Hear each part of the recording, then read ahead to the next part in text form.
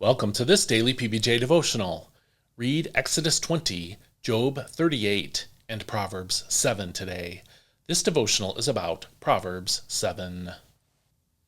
My son, keep my words and treasure my commandments within you. Keep my commandments and live. Guard my teachings as the apple of your eye. Tie them to your fingers. Write them on the tablet of your heart.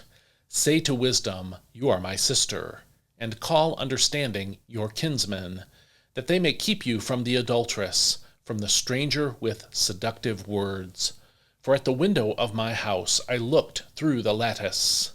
I saw among the simple, I noticed among the youths, a young man lacking judgment, crossing the street near her corner, strolling down the road to her house, at twilight, as the day was fading into the dark of the night.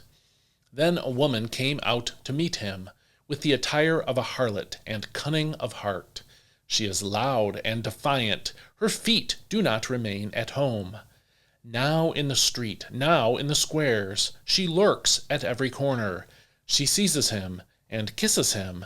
She brazenly says to him, I have made my peace offerings. Today I have paid my vows. So I came out to meet you. I sought you, and I have found you. I have decked my bed with coverings, with colored linen from Egypt. I have perfumed my bed with myrrh, with aloes, and with cinnamon. Come, let us take our fill of love till morning. Let us delight in loving caresses. For my husband is not at home. He has gone on a long journey. He took with him a bag of money, and will not return till the moon is full. With her great persuasion she entices him. With her flattering lips she lures him. He follows her on impulse, like an ox going to the slaughter, like a deer bounding into a trap, until an arrow pierces his liver, like a bird darting into a snare, not knowing it will cost him his life. Now, my sons, listen to me, and attend to the words of my mouth. Do not let your heart turn aside to her ways. Do not stray into her paths. For she has brought many down to death. Her slain are many in number. Her house is the road to Sheol, descending to the chambers of death. This is God's word. Proverbs 5 was entirely about sexual sin. Proverbs 6:20 through 35 discussed that subject again. And now here we are in Proverbs 7, reading another whole chapter about adultery. This time the focus is on the person who is unprepared for the temptation to adultery. Verse 7 said that he was among the simple, a youth that had no sense. Those are the words of the NIV in verse 7. Verse 8 told us that he was going down the street near her corner, walking along in the direction of her house. Those phrases suggest, maybe, that he was curious.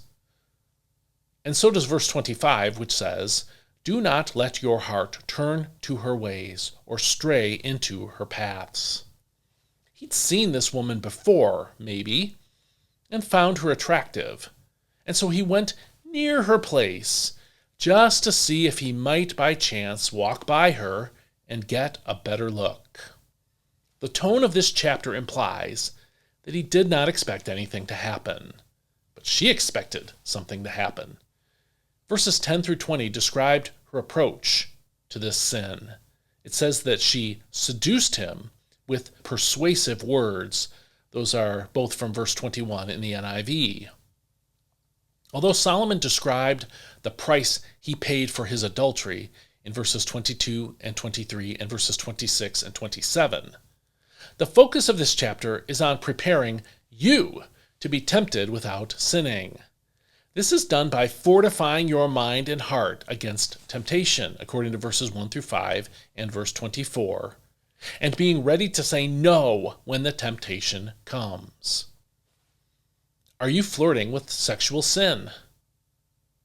Are you drawn to someone in your mind and your heart, someone at work or in your neighborhood or somewhere else?